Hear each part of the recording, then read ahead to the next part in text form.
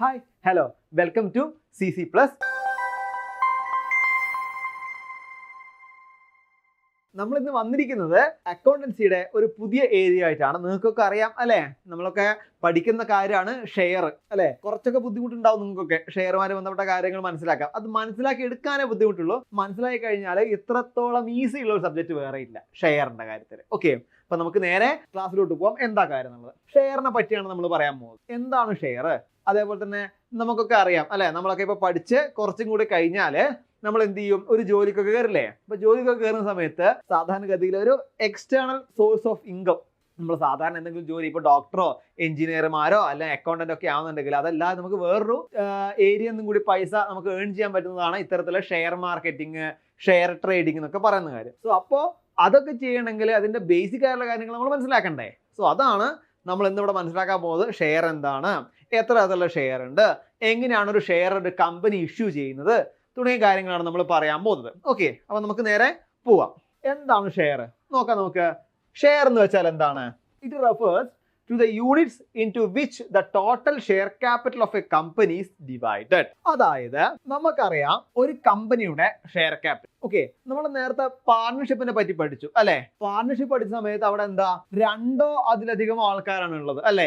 അതായത് ഒരു കമ്പനിയുടെ ക്യാപിറ്റൽ ആണ് ഇത് എന്ന് വെച്ചോളൂ. സോ അതിന് രണ്ടാം സമയത്താണ് അവിടെ A എന്ന പാർട്ണറും അതേപോലെ B എന്ന പാർട്ണറും രണ്ടാളായി അല്ലെ. അപ്പൊ അവരെങ്ങനെ വീതിച്ചു? അത് അവര് 50-50 50% ഒരാൾക്കും അതേപോലെ 50% ഒരാൾക്കും. ഇത് നമ്മൾ 100% എടുക്കുകയാണെങ്കിൽ അല്ലേ അവിടെ ഉണ്ടാവുന്നത്. സോ അങ്ങനെ ഉണ്ടാവുന്ന സമയത്ത് A എന്ന ആള് 50%, B എന്ന ആളും 50% അല്ലെ. സോ അതേ കോൺസെപ്റ്റ് തന്നെയാണ് ഇവിടെ ഷെയറിന്റെ കാര്യത്തിൽ വരുന്നത്. ഒരു കമ്പനിയുടെ ഒരു ഷെയർ ക്യാപിറ്റൽ ഉണ്ടെങ്കിൽ ആ ഷെയർ ക്യാപിറ്റലിന്റെ ഡിഫറെന്റ് ടൈപ്പ് ഓഫ് അല്ലെങ്കിൽ ഡിഫറെന്റ് ആയിട്ടുള്ള പോർഷൻസിനെയാണ് നമ്മൾ എന്ത് പറയാ, ഷെയർ എന്ന് പറയാം. അങ്ങനെ ഡിഫറെന്റ് ആയ ടൈപ്പ് ഓഫ് പോർഷൻസിലെ ഒരു പോർഷൻ ആണ് ഒരു ഷെയർ. ഓക്കെ, അതാണ് ഇവിടെ പറയുന്നത്. അതാണ് ആ സൂചിപ്പിച്ച വാക്ക്, units into which the total share capital of a company divide. അതായത് ടോട്ടൽ ആയിട്ടുള്ള ഷെയർ ക്യാപിറ്റൽ ഡിവൈഡ് ചെയ്തതാണ് ഷെയർ എന്ന് പറയുന്നത്. വേറൊരു കാര്യം നമുക്ക് നോക്കാം. ഷെയറിന്റെ സിമ്പിൾ ആയിട്ടുള്ള ഡെഫിനിഷൻ പറയുകയാണെങ്കിൽ നമുക്ക് പറയാം, share is the share of share capital എന്ന് നമുക്ക് പറയാൻ പറ്റും. സിമ്പിൾ ആയിട്ടുള്ള ഡെഫിനിഷൻ ഒറ്റ വാക്ക് പറയാൻ പറ്റും. Share is the share of share capital. Okay, so അതന്നെയാണ് ഇവിടെ പറയുന്നത്. നോക്കൂ അടുത്തത്, A share is A fractional part of the share capital and forms the basics of ownership interest in a company.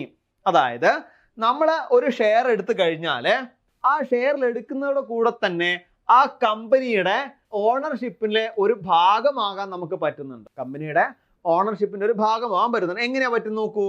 അതായത് നമ്മളിപ്പോൾ ചില സ്ഥലങ്ങളൊക്കെ വാങ്ങും അല്ലെ, ട്രസ്റ്റിന്റെ കീഴിലൊക്കെ ഒരു സ്ഥലം വാങ്ങും. ട്രസ്റ്റിന്റെ കീഴിലോ മറ്റൊക്കെ നമ്മൾ സ്ഥലം വാങ്ങണം, നമ്മൾ അതിന് ഒരു ഓഹരി അതിന് കൊടുക്കും അല്ലെ. ഷെയറിന് മറ്റൊരു വാക്കാണ് ഓഹരി. ആ കൊടുക്കുന്ന സമയത്ത് അതായത് ഇപ്പോൾ ഒന്നായിട്ടുള്ള പ്ലോട്ട് ഇതാണെങ്കിൽ ഇതിന്റെ ഒരു ഭാഗം നമ്മളെ ഷെയർ ആണെങ്കിൽ അത് നമ്മളെ പേരിലായിരിക്കും. ഓക്കെ, നമ്മൾ 10 എടുത്തിട്ടുണ്ടെങ്കിൽ അതിന്റെ 10 ഭാഗം നമ്മളെ പേരിലായിരിക്കും. അപ്പോൾ നമ്മൾ എടുക്കുന്ന ആ കമ്പനിയുടെ ഓണർഷിപ്പിന്റെ ഒരു ഭാഗം ഷെയർ എടുക്കുന്നത് കൂടെ നമുക്ക് കിട്ടും. അതാണ് അവിടെ പറയുന്നത്. കൂടാതെ ഇത്തരത്തിൽ എടുത്തു കഴിഞ്ഞാൽ അയാളെ വിളിക്കുന്ന പേരാണ് ഷെയർ ഹോൾഡർ എന്ന്. ഓക്കെ, അയാളെ വിളിക്കുന്ന പേരാണ് ഷെയർ ഹോൾഡർ എന്നുള്ളത്. അപ്പൊ നമ്മളിവിടെ 3 പോയിന്റ് പഠിച്ചു. എന്താണ് ഷെയർ എന്ന് നമ്മൾ പഠിച്ചു. ഓക്കെ, ആ ഷെയർ എടുക്കുന്നതിലൂടെ എന്തൊക്കെ കാര്യങ്ങൾ നമുക്ക് ഉണ്ടാവാൻ പറ്റുന്നുണ്ട്, ഓണർഷിപ്പ് നമുക്ക് കിട്ടുമെന്ന് പറഞ്ഞു. ദെൻ ആ ഷെയർ എടുത്തു കഴിഞ്ഞാൽ അയാളെ വിളിക്കുന്ന പേരെന്താണ്, ഷെയർ ഹോൾഡർ ആണെന്ന് നമുക്ക് കിട്ടി. അപ്പൊ 3 ഇൻഫർമേഷൻ നമുക്ക് ഇവിടെ തന്നെ കിട്ടി. ഓക്കെ, ഇനി നമുക്ക് നോക്കണം. ഷെയർ നമ്മൾ പറഞ്ഞു. ഷെയർ എത്ര തരത്തിലുണ്ട് നമുക്ക് നോക്കണ്ടേ അല്ലെ. ഒരുപാട് തരത്തിലുള്ള ഷെയർ ഉണ്ട്. പക്ഷെ പ്രധാനമായിട്ടും 2 ഷെയറുകളാണ് നമ്മൾ പഠിക്കുന്നത്. ഒന്നാമത്താണ് പ്രിഫറൻസ് ഷെയർ. എന്താ പ്രിഫറൻസ് ഷെയർ? പ്രിഫറൻസ് ഷെയർ പറയുന്ന സമയത്ത് നമ്മൾ മനസ്സിലാക്കേണ്ട 2-3 കാര്യങ്ങളുണ്ട്. ഒന്നാണ് according to section of 43 of the companies act 2013. 2013 companies ആക്ടിന്റെ സെക്ഷൻ 43 പ്രകാരമാണ് പ്രിഫറൻസ് ഷെയർസിന് അവിടെ എന്ത് ചെയ്തിരിക്കുന്നത്, പറഞ്ഞിരിക്കുന്നത്.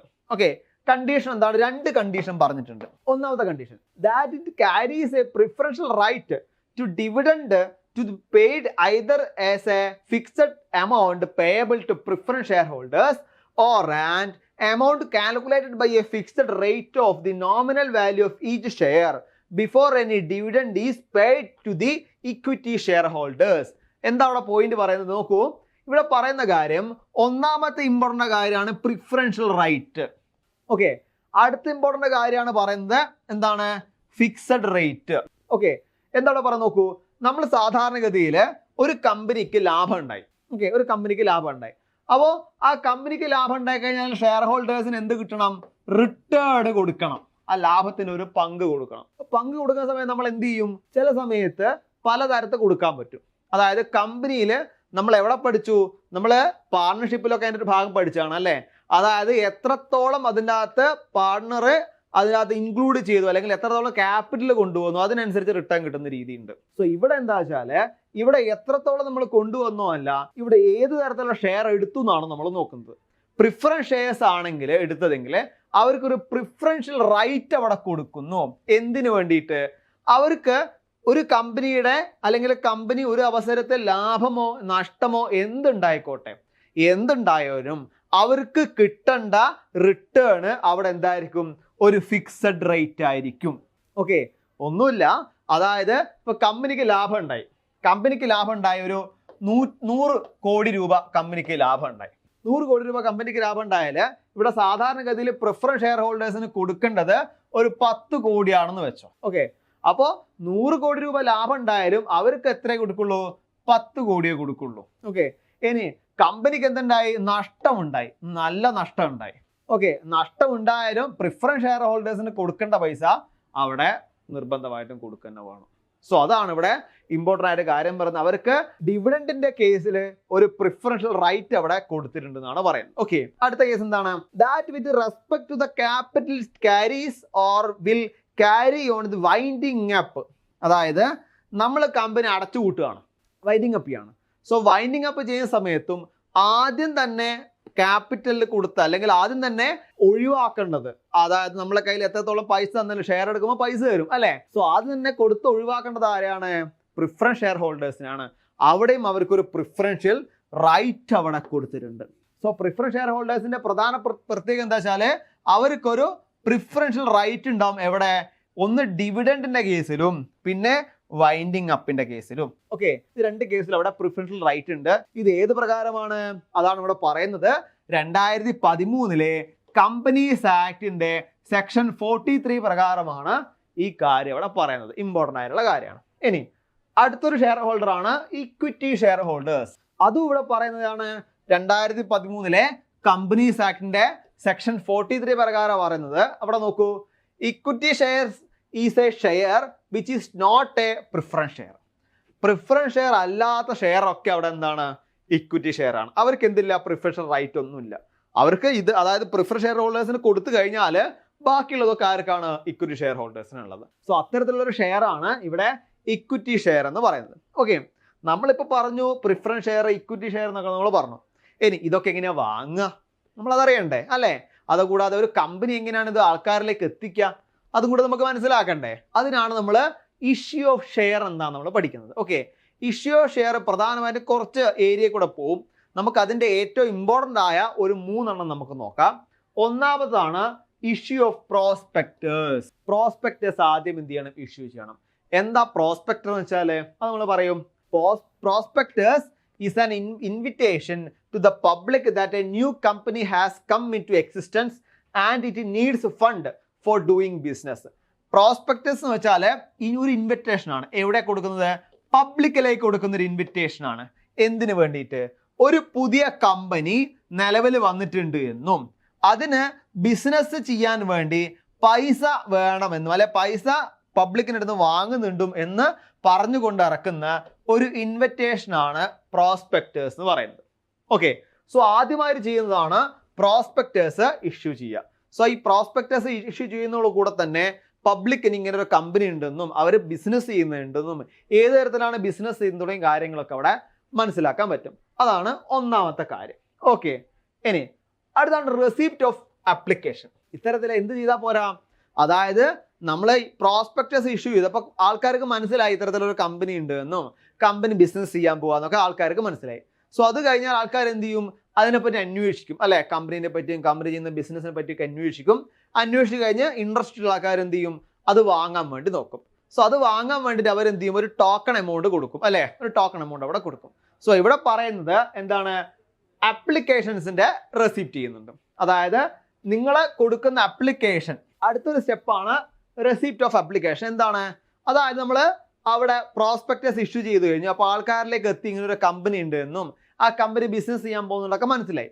സോ ആൾക്കാർ എന്തെങ്കിലും അന്വേഷിക്കും അല്ലേ, കമ്പനിനെ പറ്റി അതുപോലെ ബിസിനസ്സിനെ പറ്റിയൊക്കെ അന്വേഷിക്കും. അവർ നല്ല രീതിയിലാണ് ബിസിനസ് ചെയ്യുന്നതൊക്കെ അറിഞ്ഞാൽ പല ആൾക്കാർ അവിടെ ഷെയർസ് വാങ്ങും അല്ലേ. സോ അതിന് വേണ്ടിയിട്ടുള്ള ടോക്കൺ ആണ് ഇവിടെ പറയുന്നത് റിസിപ്റ്റ് ഓഫ് ആപ്ലിക്കേഷൻ. നോക്കൂ, where prospectus is issued to the public, prospective investors intending to the subscribe the share capital of the company would make an application along with the application money and deposit the same with a scheduled bank as specified in the prospectus. ഇവിടെ അറിയേണ്ട 2-3 point നമ്മൾ പറഞ്ഞു. എന്താ, അവിടെ നമ്മൾ ഒരു പബ്ലിക്കിലേക്ക് എന്ത് കൊടുത്തു, പ്രോസ്പെക്ടസ് കൊടുത്തു കഴിഞ്ഞാൽ അവിടെ ഇൻവെസ്റ്റേഴ്സ് എന്ത് ചെയ്യും, വരും അല്ലെ. ഇൻവെസ്റ്റേഴ്സ് വരും, ആ ഷെയർ ക്യാപിറ്റലിനെ അവിടെ സബ്സ്ക്രൈബ് ചെയ്യും. അത് കൂടാതെ ഒരു ആപ്ലിക്കേഷൻ മണി ഉണ്ട്, ആ ആപ്ലിക്കേഷൻ മണി അവരെന്ത് ചെയ്യും, മേക്ക് ചെയ്യുന്നു.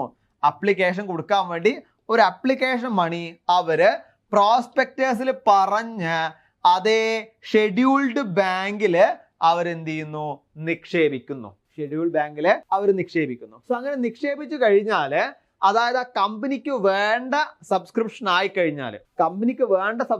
കഴിഞ്ഞാല്, അതായത് നമ്മൾ സബ്സ്ക്രിപ്ഷൻ കൊടുത്തു കഴിഞ്ഞ് ഇത്ര ദിവസം പറയുന്നുണ്ട്, അതാണ് അടുത്ത പോയിന്റ് പറയുന്നത്. നോക്കൂ, company has to get minimum subscription within 120 days from the date of the issue of prospectus. അതായത് പ്രോസ്പെക്ടേഴ്സ് ഇഷ്യൂ ചെയ്ത് കഴിഞ്ഞ് 120 ദിവസത്തിനകം അവർക്ക് എന്താവണം, അതായത് അവരെ മിനിമം സബ്സ്ക്രിപ്ഷൻ അവിടെ ആവണം.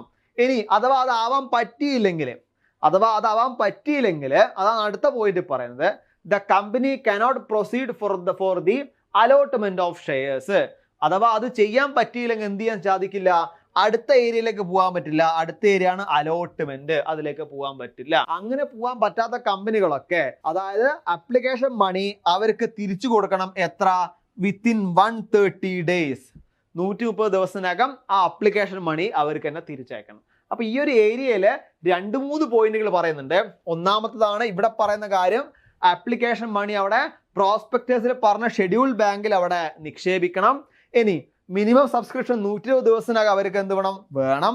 അഥവാ 120 ദിവസത്തിനകം അത് ആയില്ലെങ്കിൽ ആ ആപ്ലിക്കേഷൻ മണി അവിടെ 130 ദിവസത്തിനകം അതെന്ത് ചെയ്യണം, റിട്ടേൺ ചെയ്യണം. പ്രധാനപ്പെട്ട കാര്യങ്ങളാണ് പറഞ്ഞത്. ഓക്കെ, അടുത്താണ് allotment of shares. Share allotment ചെയ്യുന്നു. കാരണം എന്താ വെച്ചാൽ നമുക്ക് മിനിമം സബ്സ്ക്രിപ്ഷൻ ആയി കഴിഞ്ഞു. ഓക്കെ, അത് കഴിഞ്ഞാൽ അവർക്ക് ഷെയർ നമ്മൾ കൊടുക്കണം. ഷെയർ എന്ന രീതിയിൽ ആ കമ്പനിയുടെ പേരും മറ്റു കാര്യങ്ങളൊക്കെ അടങ്ങിയിട്ടുള്ള ലീഗൽ ആയിട്ടുള്ള ചില കാര്യങ്ങളുണ്ട് അല്ലേ. കാരണം ഇവിടെ ഷെയറിന്റെ പ്രത്യേകം എന്താ വെച്ചാൽ നമ്മൾ ലോട്ടറി ടിക്കറ്റ് എടുക്കാറില്ലേ നമ്മളൊക്കെ അല്ലേ, ഭാഗ്യം ഇന്ന് വരും നാളെ പോകുന്നുള്ള രീതിയിൽ. സോ അത്തരത്തില് ലോട്ടറി ടിക്കറ്റിന് ഒരുപാട് ലീഗൽ ഫോർമാലിറ്റീസ് ഉണ്ട്. അതേപോലെ തന്നെയാണ് ഷെയറിനും ഒരുപാട് ലീഗൽ ഫോർമാലിറ്റീസ് ഉണ്ട്. സോ അത്തരത്തിലുള്ള ലീഗൽ ഫോർമാലിറ്റീസ് ഒക്കെ നടത്തി കഴിഞ്ഞ് അതൊക്കെ ഫുൾഫിൽ ചെയ്ത് കഴിഞ്ഞാൽ ഈ ഒരു ഷെയർ എന്ത് ചെയ്യും, ആരാണോ വാങ്ങിയത് അയാൾക്ക് വേണ്ടി അലോട്ട് ചെയ്യും. സോ അയാള് ഈ ഒരു കമ്പനിയുടെ ഓണറിന്റെ ഒരു ഭാഗമായിട്ട് മാറുകയും ചെയ്യണം. അതാണ് അവിടെ പറഞ്ഞ 3 പോയിന്റ്. നോക്കൂ, അതാണ് proceed for the allotment of share after fulfilling certain other legal formalities, ഒന്നാമത്തെ പോയിന്റ്. ദെൻ അത് കഴിഞ്ഞാല് അവരിലേക്ക് അത് എത്തിച്ചു കൊടുക്കും. കൂടാതെ ഒരു വാലിഡ് കോൺട്രാക്ട് ആയിട്ട് അവിടെ ഉണ്ടാവും. അതാണ് അടുത്തൊരു point. It result in A valid contract between the company and the applicant അല്ലെ. കോൺട്രാക്ട് ഏതൊക്കെ ഉണ്ട്, വോയിഡ് കോൺട്രാക്റ്റും ഉണ്ട് അല്ലേ. സോ അതവിടെ ഇവിടെ ഏതാണ്, വാലിഡ് കോൺട്രാക്ട് ആണ്. ഈ ഒരു ഷെയർ കിട്ടിക്കഴിഞ്ഞാൽ ഒരു വാലിഡ് കോൺട്രാക്ട് ആയിട്ട് മാറുന്നു. ആരൊക്കെ, ആപ്ലിക്കന്റും അതേപോലെ കമ്പനിയും. അത് കഴിഞ്ഞാൽ അവരെ പേരെന്തായി മാറാണ്, ഷെയർ ഹോൾഡർ എന്നായിട്ട് മാറുകയാണ്. ഓക്കെ, പ്രധാനപ്പെട്ട കാര്യമാണ് ഷെയർ. നമുക്ക് ഒരുപാട് കീ നോട്ട്സ് നമുക്ക് കിട്ടും ഇതിനകത്ത് അല്ലെ. നമുക്കിങ്ങനെ സ്വസ്ഥമായിട്ട് എഴുതാൻ പറ്റുന്ന ഒരുപാട് കീ പോയിന്റ് നമുക്ക് കിട്ടും. അതേപോലെ തന്നെ ഇത്തരത്തിലുള്ള വാലിഡ് കോൺട്രാക്ട്, ഇതൊക്കെ എന്താണ്, ഇമ്പോർട്ടൻ്റ് ആയിട്ടുള്ള കാര്യങ്ങളാണ്. സോ നമുക്ക് ഇങ്ങനെ എഴുതി കഴിഞ്ഞാൽ തന്നെ അതിനകത്ത് ഇങ്ങനെ 2-3 പോയിന്റുകൾ നമുക്കിവിടെ പിക്ക് ചെയ്യാൻ പറ്റും. അത് നമ്മൾ എടുത്ത് പഠിച്ചാൽ നമുക്ക് എന്ത് ചെയ്യാൻ പറ്റും, ബെറ്റർ ആയിട്ട് ഇതിനെപ്പറ്റി എഴുതാൻ വേണ്ടി പറ്റും. ഓക്കെ, അപ്പോൾ വീണ്ടും പറയാണ്, +1 +2 കൊമേഴ്സ് എടുത്ത കുട്ടികൾക്കറിയാം അക്കൗണ്ടൻസി അല്ലേ. അക്കൗണ്ടൻസി കുറച്ച് പാടുള്ള സബ്ജക്റ്റ് ആണെന്നാണ് നമ്മൾ പറഞ്ഞു വരിക. സോ ഒരു പ്രശ്നവുമില്ല, സിമ്പിളായിട്ട് എൻ്റെ കൺസെപ്റ്റ് അറിഞ്ഞാൽ പഠിക്കാൻ പറ്റുന്ന കാര്യം മാത്രമേ ഉള്ളൂ. ഓക്കെ, അപ്പോൾ നമുക്ക് വേണേൽ ഒരുമിച്ച് പഠിക്കാം. അതിന് വേണ്ടിയിട്ട് കോമ്പറ്റേറ്റീവ് ക്രാക്കറിൽ CC+ ട്യൂഷൻസ് അവൈലബിൾ ആണ്. സോ നിങ്ങൾക്ക് അക്കൗണ്ടൻസിയുടെ ഏതൊക്കെ ഭാഗങ്ങളാണോ വേണ്ടത്, നിങ്ങൾ പറയുന്ന ഭാഗങ്ങൾ നിങ്ങൾക്ക് എന്ത് ചെയ്യാൻ പറ്റും, ഇവിടെ വന്ന് എടുത്തു തരാൻ വേണ്ടി പറ്റും. സോ അതിന് വേണ്ടി നിങ്ങൾ എന്ത് ചെയ്യുക, കോൺടാക്ട് ചെയ്യുക. ഓക്കെ, കോൺടാക്ട് ചെയ്തുകൊണ്ട് നമുക്ക് ഒരുമിച്ച് പഠിക്കാം. കോൺടാക്ട് നമ്പർ ഇവിടെ കൊടുത്തിട്ടുണ്ട്. ഈ നമ്പറിൽ കോൺടാക്ട് ചെയ്താൽ നമുക്ക് എന്ത് ചെയ്യാം, ഇതുമായിട്ട് ബന്ധപ്പെട്ട കാര്യങ്ങൾ അറിയാനും കോഴ്സിൽ ജോയിൻ ചെയ്യാനും പറ്റും. നമുക്ക് ഒരുമിച്ച് പഠിക്കുകയും കൂടി ചെയ്യാം. ഓക്കെ, അപ്പോൾ അറിയാം ഇനി ഷെയറുമായിട്ട് ബന്ധപ്പെട്ട ഒരുപാട് കാര്യങ്ങളുണ്ട് അല്ലെ, ചെറിയ ചെറിയ കുഞ്ഞു കണക്കുകളുണ്ട്. അപ്പോൾ അതുമായിട്ട് നമുക്ക് അടുത്ത ക്ലാസ് കാണാം. അതുവരെ ഇപ്പോൾ ബൈ.